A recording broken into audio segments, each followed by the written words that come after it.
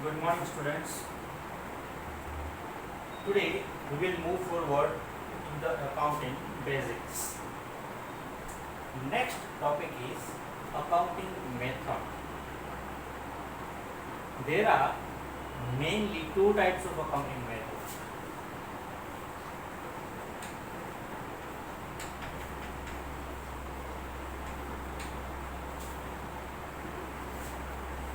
First one is Desi Nama, which is written in regional language.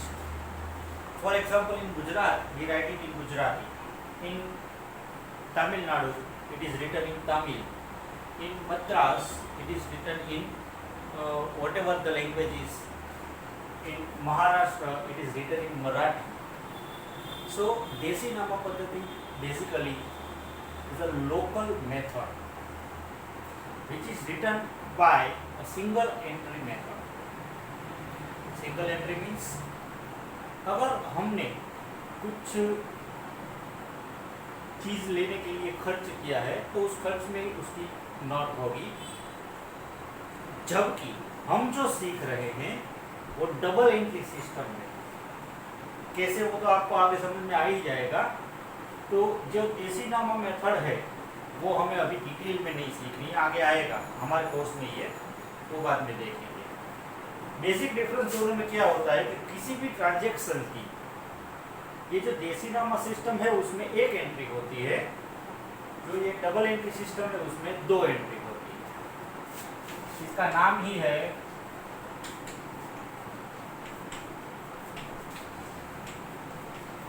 Double entry method. इसमें basically क्या होता है कि किसी भी ट्रांजैक्शंस की डेबिट और क्रेडिट सेम नोट होती है। किस तरह से, वो तो स्टेप बाय स्टेप आप जब सीखेंगे तो आपको पता चल जाएगा। लेकिन किसी भी चीज़ में, किसी भी ट्रांजैक्शन में मिनिमम दो अकाउंट होते हैं। अकाउंट यानी कि खाते। कल हमने वो बेसिक वर्ड्स जो देखे थे उसमें सीखा था, अकाउंट माने खाता।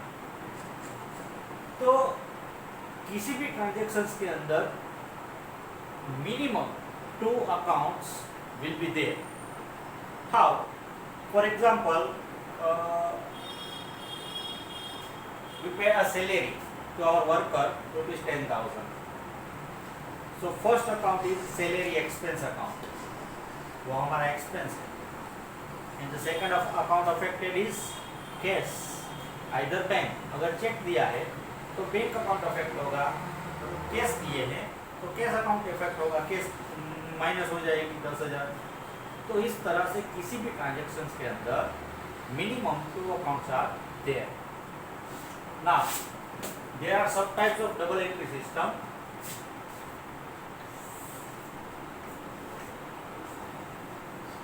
Cash basis, mercantile basis and mix. See, cash basis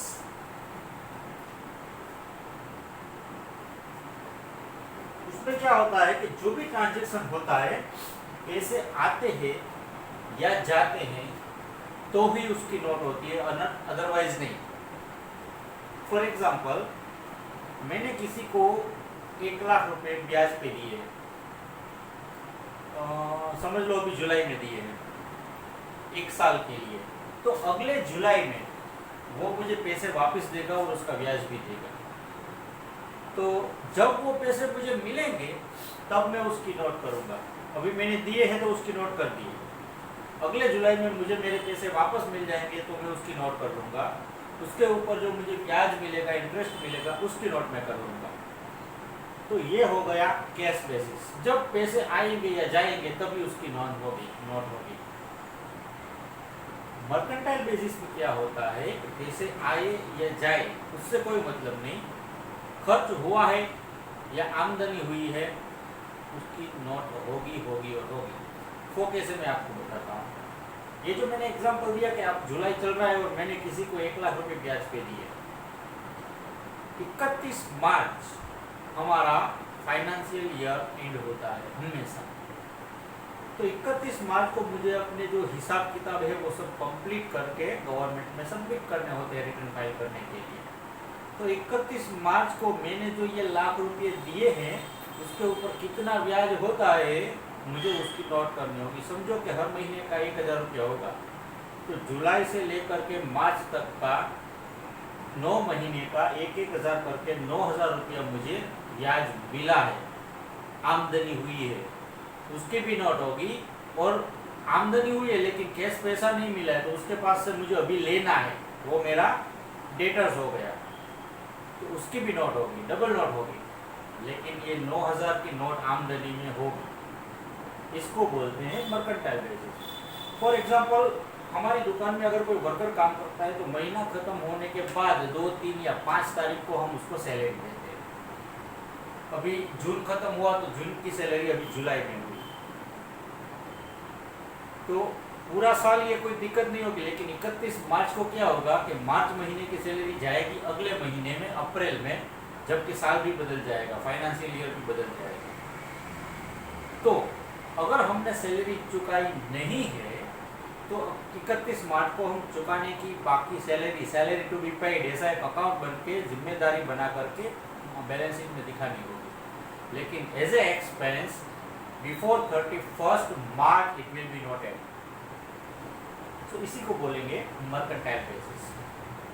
mix, इसमें क्या होता है, दोनों मेथड का मिक्सचर होता है। कभी कभी कुछ ट्रांजेक्शन्स में कैश बेसिस ले लेते हैं, कुछ ट्रांजेक्शन्स में मर्केंटाइल बेसिस ले लेते हैं। मेनली हमारे यहाँ जो व्यापारियों में चलती है वो मर्केंटाइल बेसिस है, बड़े व्यापारियों में। छोटे व्यापारियों में कैश बेसिस होता है, जब चेक चुकाते हैं तभी नोट करते हैं, जब पैसे आते हैं तभी नोट करते हैं, जब पैसे जाते हैं तभी नोट करते हैं। तो ये थी बेसिक मेथड्स ऑफ अकाउंटिंग।